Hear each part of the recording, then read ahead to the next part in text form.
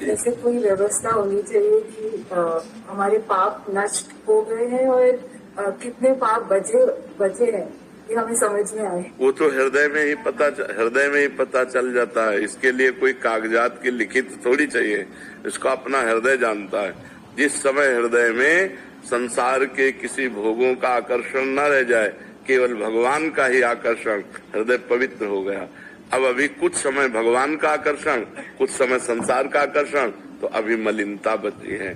ज्यादा संसार का आकर्षण और कम भगवान का आकर्षण, तो अभी ज्यादा मलिनता है। बिल्कुल भगवान का आकर्षण नहीं, केवल संसार का आकर्षण, वो घोर पाप जनित मन है। तो ये तो व्यवस्था शास्त्रों में है। अब इसको लिखित थोड़ी दिया जा सकता है। अंदर का विषय, अंदर का हृदय, अब आपका हृदय आपको पता चलेगा कि आपके हृदय में क्या हो रहा है, संसार की प्रीता या भगवान की प्रीता। संसार अच्छा लग रहा है या भगवान अच्छा लग रहे हैं। अगर संसार अच्छा लग रहा है, भगवान अच्छे लग नहीं रहे, तो पूरा का पूरा मन पाप से सना हुआ है।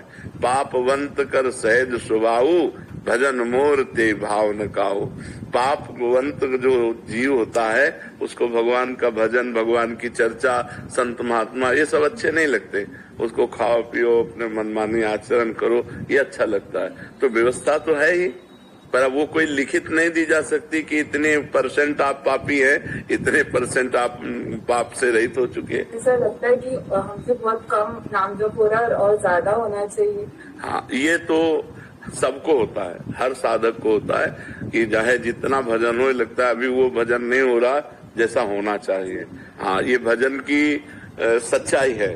जब हम सच्चाई से भजन करेंगे तो हमारे अंदर ये बात आने लगेगी, भजन की भूख बढ़ जाएगी कि मन में बस यही लगेगा कि अधिक से अधिक भजन करूं। और कोई जैसे भजन करने वाला दिखाई दिया तो लगेगा, हे भगवान, ये कितना भजन करते हैं, मैं कितना कम करते हूँ। हाँ, उनके चरण छूने का मन होगा, उनकी सेवा करने का मन होगा, उनकी वंदना करने का, तो समझे कि हमारा भजन ठीक चल रहा है। जो भी भजन चल रहा है हमारा, वो ठीक चल रहा है। किरण जी ग्वालियर से।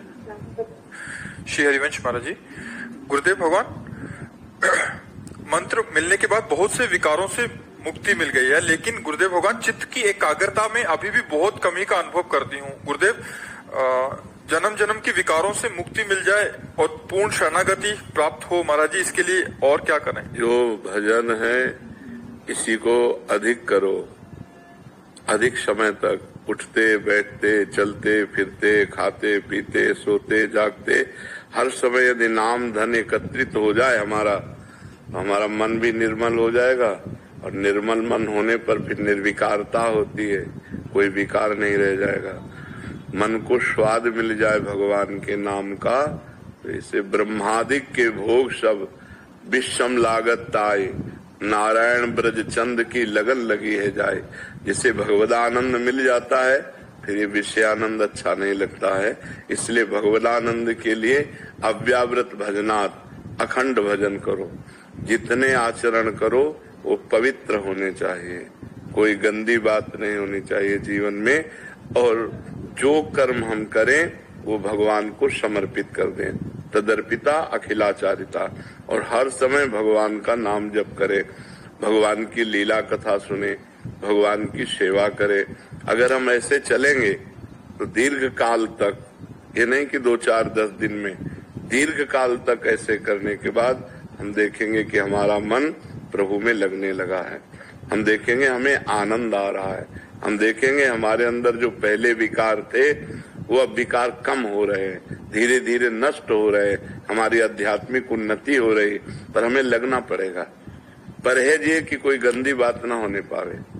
गंदी बात अगर है तो जैसे घड़े को हम भरने की चेष्टा करें, लेकिन उसमें छेद हो तो निकल जाएगा। छेद बंद करना मानो गंदी बात को बंद करके हम अपनी साधना को सुरक्षित रख रहे हैं। नहीं तो साधना भी हो रही और छेद भी है, उसी से साधना का बल निकलता चला जा रहा है, कुछ अनुभव में नहीं आएगा। पहले गंदी आदतों को छोड़े, जो शास्त्र विरुद्ध पापाचरण है वो हमसे ना होने पावे, और हम खूब डट के नाम जप करें तो हमारा मन शांत हो जाएगा, हमारी स्थिति बन जाएगी और हमें भगवदानंद की अनुभूति होने लगेगी। करुण वर्मा जी सूरत से। महाराज जी, आप कह रहे हैं कि आप जब राधा राधा नाम जप करते हैं तो इन्हें लगता है कि इनके अंदर कोई एक एनर्जी सी आ रही है, एक पावर सी आ रही है और इनकी बॉडी में भी वैसी पावर आने लग जाती है और कहते हैं कि किसी का चेहरा दिखता है और इनकी आंखों से आंसू आने लग जाते हैं। महाराज जी कह रहे हैं कि ऐसा क्यों होता है? बढ़िया बात है, बढ़िया बात है। अच्छा है, पवित्र हृदय है, इसलिए ऐसा अनुभव होता है। चुप रहकर इसे खूब जप करो अंदर ही अंदर, तो और अनुभूतियां होने लगेंगी। शांत रहकर, कहीं अभिमान ना आ जाए, कहीं हम दूसरे से अपने को ज्यादा अच्छा न समझने लगे। अगर ऐसा समझने लगेंगे तो फिर डाउन हो जाओगे, फिर गिर जाओगे। अपने को तृणादपि सुनी चेन तरोरु सहिष्णुना अमानिना मान देन कीर्तनीया सदा हरि। जो अपने को तृण से भी नीच समझता है, सब भगवान के स्वरूप हैं, हम सबके सेवक हैं, और वृक्ष के समान सहनशील होता है और दूसरों को सम्मान देता है, खुद सम्मान नहीं चाहता है, ऐसे का भजन आगे बढ़ जाता है। तो आप सबको प्यार सम्मान दो, किसी से सम्मान चाहो मती, और जो अपने अंदर भाव आते हैं उनको गुप्त रखो। तो वो भगवान के दिए हुए है, और भगवान को जनाना क्या जब उन्होंने ही दिया है, और दूसरे को जनाने से क्या होगा? सम्मान ही तो मिलेगा कि अरे भाई बड़े भगत है, तो सम्मान मिला तो फिर नरक की वृत्ति आ जाएगी। सम्मान घोर नरक है, सम्मानम कल्याति घोर गरलम नीचापमानम सुधा। ये मान सम्मान नष्ट कर देता है भजन को, इसलिए गुप्त भजन करो, शांत होकर भजन करो। जो अनुभव आवे उन्हें भगवान को समर्पित कर दो। आपकी दी हुई वस्तु आपको किसी को बताओ मती, तो ये खूब नाम का प्रभाव आगे बढ़ा देगा। शिल्पा जी पंजाब से। श्री हरिवंश महाराज जी आपकी कृपा से दिनचर्या अच्छी चल रही है, नियमित सत्संग, एकांतिक वार्तालाप, वाणी पाठ आदि सब कुछ हो रहा है, लेकिन राधा सुधा निधि के पदों में जो श्री जी के लिए जो तड़प पाई गई है वैसी तड़प मुझ में नहीं आ रही। महाराज जी मैं अपने प्रियालाल की सेवा और इसे करो, अभी और करो। जब तक मन मलिन होता है तब तक व्याकुलता नहीं बढ़ती, और जब मन निर्मल होने लगता है तो व्याकुलता बढ़ती प्रभु के लिए। फिर ये लगता है कि ऐसा कब होगा श्री जी के चरणों में मैं महावर रचूंगी, ऐसा कब होगा जब मैं श्री जी को ऐसे भोग लगाऊंगी, ऐसा कब होगा जब श्री जी शयन कर रही हो उनके चरण चापेंगे। ये सब भावना तब बनती है जो हमारा निर्मल हृदय हो जाता है। अभी हमारे हृदय में मलिनता है, मलिनता में ही हम अपने को स्त्री समझ रहे हैं, अपने को पुरुष समझ रहे हैं, अपने खान पान को सुख समझ रहे हैं, इंद्रियों की विलासता को सुख समझ रहे हैं। जहाँ हमारा मन निर्मल हुआ तो ये मांग अंदर आने लगती है। ऐसा कब होगा जब हम प्रियालाल को गलवैया डाले हुए देखें? ऐसा कब होगा जब वो नौका विहार कर रही और हम उनके साथ हों? ऐसा कब होगा जब वो जल केली कर रही हम उनके साथ जल केली कर रहे? ये भावनाएं बनने लगती हैं जब खूब अधिक भजन करो, डट कर भजन करो।